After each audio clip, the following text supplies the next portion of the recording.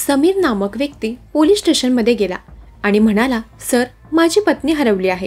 ती शेवटची मला श्रीराम मिसळ हाऊस जवळ दिसली होती. तो वारंवार पोलीस स्टेशनमध्ये येत होता.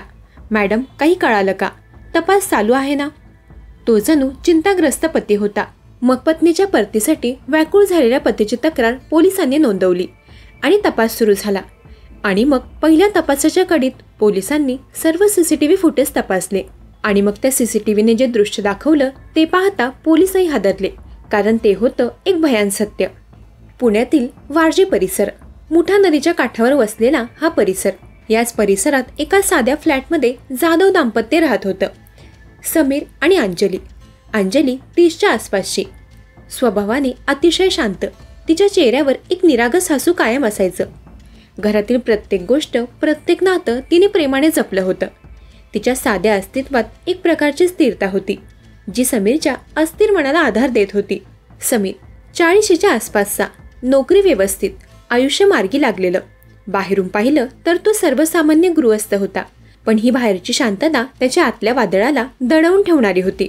समीरच्या मनात असुरक्षिततेची आणि संशयाची छोटी छोटी बीजे कधीच रुजली होती.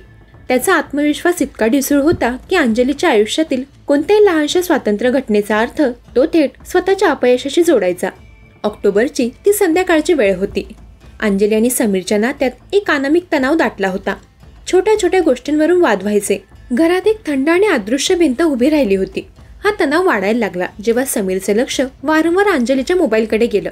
तो घरात नसताना किंवा रात्री जेवण झाल्यावर अंजली कधी कधी शांतपणे फोनकडे पाहत बसे.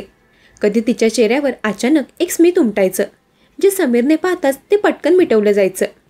आणि सर्वात महत्त्वाचं, समीरला तिचा फोन पाहण्याची इच्छा झाली की ती नेहमी पटकन स्क्रीन लॉक करत असे. हे लॉक करणं समीरला केवळ गोपनीयता वाटत नव्हतं, त्याला ते गुन्हा लपवणं वाटू लागलं.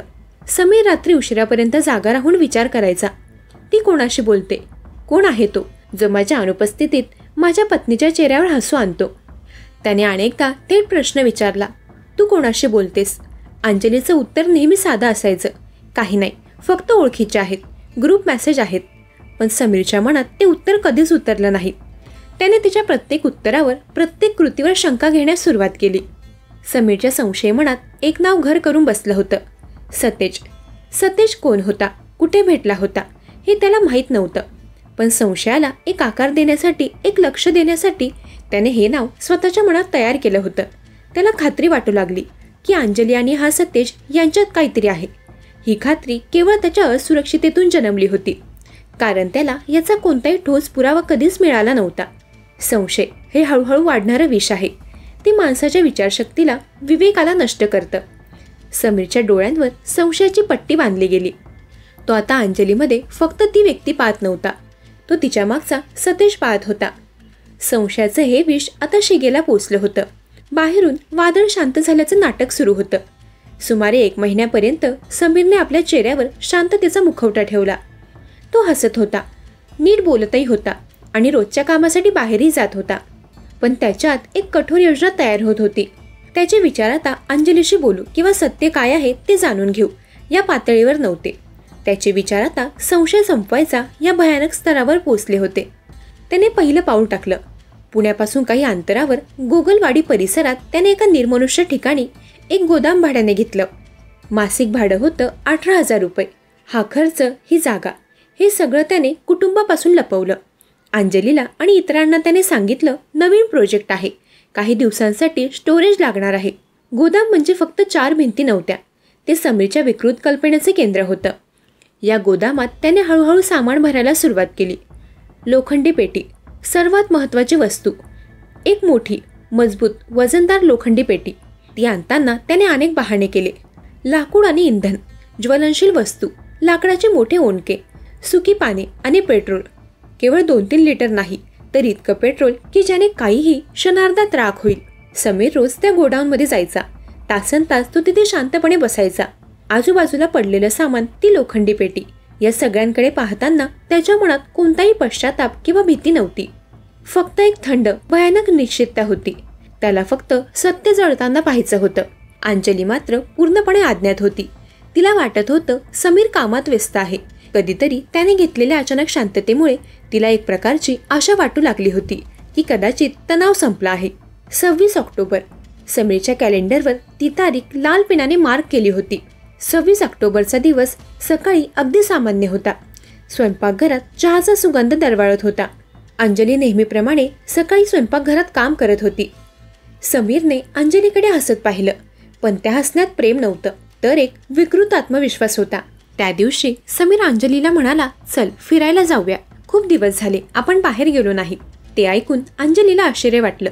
इतके दिवस वाद, तणाव आणि अचानक इतकं प्रेम. तिला संशय आला नाही, उलट दिलासा वाटला. तिने विचार केला, चला आता सगळं खरंच ठीक होईल. तिने घाईघाईने तयारी केली आणि काहीच वेळात ते दोघे कारने पुण्याबाहेर पडले. प्रवासात दोघांमध्ये जास्त बोलणं झालं नाही. अंजली शांतपणे बाहेरची हिरवळ पाहत होती. तिच्या मनात भविष्याची एक गोड कल्पना आकार घेत होती. समीर मात्र पूर्णपणे शांत होता. त्याचे हात स्टेअरिंगवर घट्ट होते आणि त्याचे डोळे फक्त रस्त्यावर, पण त्याचे विचार ते गोदामात अडकले होते. मरी घाटावर हवा थंड होती, डोंगरावर शांतता. काही क्षणासाठी अंजलीला खरंच वाटलं की जीवनातला तणाव संपला आहे. तिने समीरचा हात धरला. समीरनेही क्षणभर प्रतिक्रिया दिली, पण त्याचा स्पर्श थंड आणि यांत्रिक होता. परतताना त्यांनी प्रसिद्ध ब्राउनस्टोन हॉटेलमध्ये नाश्ता केला. अंजली खूप आनंदी होती. तिने समीरच्या डोळ्यात पाहिलं. समीर, खरंच आज खूप छान वाटलं. तिच्या चेहऱ्यावरचं ते हसू, तिच्या डोळ्यातील ती आशा समीरच्या मनात एक क्षणभर वादळ निर्माण करून गेली असती, जर त्याच्या मनात संशयाने पूर्ण कब्जा केला नसता.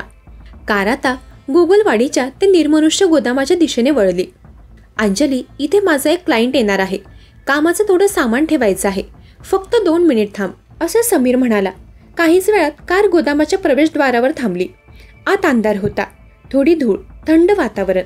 अंजली थोडी गोंधळली, पण तिने विश्वास ठेवला. ती गोदामाच्या आत गेली. आत गेल्यानंतर फक्त 15 मिनिटे. काय काम आहे समीर? अंजली काही बोलण्याआधी, काही विचार करण्याआधी समीरने दरवाजा आतून बंद केला. गोदामातल्या अंधारात समीरच्या हातात तो धातूचा दांडका होता. त्याने क्षणभरही विचार केला नाही. त्याच्या डोळ्यात आता प्रेम नव्हतं, फक्त संशय आणि सुडाची आग होती. त्याने तिच्या गळ्यावर घट्ट दबाव दिला. अंजलीला वाचण्यासाठी, श्वास घेण्यासाठी लढायला वेळच मिळाला नाही. अंजलीचा काही क्षणाचा संघर्ष आणि थोड्या क्षणात सर्व शांत झालं. त्या शांततेत समीरच्या श्वासाचा वेग आणि हृदयाची धडधड ऐकू येत होती. त्याने मृतदेह त्या लोखंडी पेटीत ठेवला. तिच्या निष्पाप चेहऱ्याकडे त्याने शेवटचं पाहिलं नाही. त्याला तिच्या चेहऱ्यावर सत्यचा चेहरा दिसत होता. त्याने पेटी बंद केली. आजूबाजूला लाकूड आणि ज्वलनशील वस्तू ठेवल्या आणि काही क्षणात ज्वाला भडकली. तसेच त्याच्या मनातील संवेदना, प्रेम आणि माणुसकी भस्मसात झाली. त्या ज्वाळांनी सर्व काही गिळलं. ते दृश्य भयानक होतं, पण समीरच्या चेहऱ्यावर कोणतीही भावना नव्हती. त्याने फक्त सत्य जळताना पाहिलं. सर्व काही राग झाल्यावर समीरने अत्यंत थंड डोक्याने काम केलं. त्याने ती राग गोळा केली आणि जवळच्या नदीच्या प्रवाहात फेकून दिली. त्याने ती पेटी भंगारवाल्याकडे विकली. एका महिलेच्या देहाची राख ज्या पेटीत झाली, ती पेटी काही पैशांसाठी भंगारात गेली. समीरने संपूर्ण जागा, कार आणि कपडे स्वच्छ केले.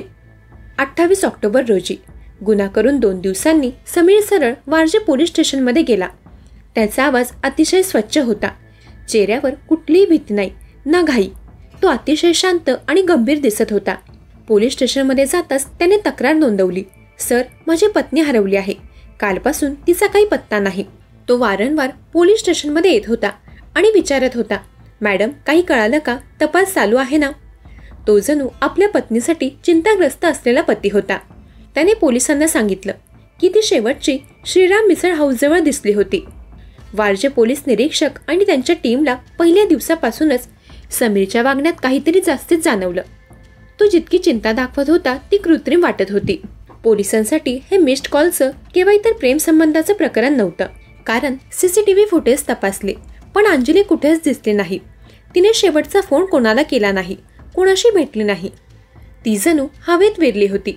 आणि सर्वात महत्त्वाचं, पोलिसांच्या प्राथमिक चौकशीत समीरचं म्हणणं रोज बदलत होतं.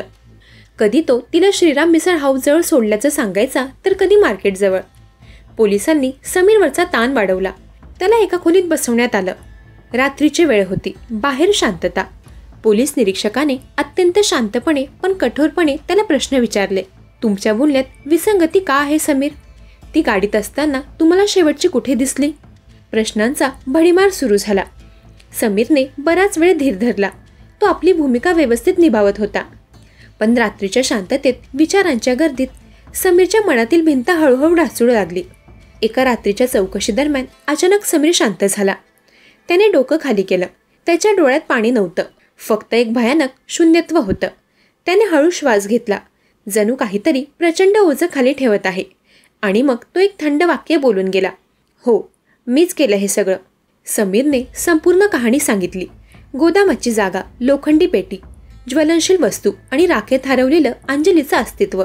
जेव्हा पोलिसांनी त्याला विचारलं, तो पुरावा कुठे आहे, सतेश कोण होता, अंजलीचे संबंध होते का, तेव्हा समीरचं उत्तर ऐकून पोलिसही हादरले. सर, मला माहीत नाही. मला कोणताही ठोस पुरावा मिळाला नाही. मी फक्त तिच्या फोनवर येणारे मेसेज पाहिले, तिचं हसणं पाहिलं. मला फक्त वाटलं की माझ्याशिवाय दुसरा कोणीतरी तिच्या आयुष्यात आहे. अंजलीच्या प्रेमसंबंधांचा ठोस पुरावा पोलिसांना तपासात कुठेच मिळाला नाही. जे काही झालं त्याचं कारण केवळ संशय. समीरच्या मनात रुजलेलं संशयाचं एक बीज, अहंकाराचा थेंब आणि रागाचा एक क्षण, यात एका निष्पाप स्त्रीचं जीवन संपलं. पोलिसांनी तातडीने कारवाई केली. समीर जाधवला अटक झाली. अंजलीच्या मृत्यूनंतर एक भयानक प्रश्न उरला, तिची खरंच चूक होती का? खरा गुन्हा अचानक पेटत नाही, तो हळूहळू शंकेच्या छोट्या ठिणगीपासून सुरू होतो. संशय हा नात्याचा शत्रू आहे. विश्वास नष्ट झाला की माणूस राहत नाही, तो फक्त विध्वंसक बनतो. दरम्यान या घटनेवर तुमचं काय मत आहे ते कमेंट करून नक्की सांगा.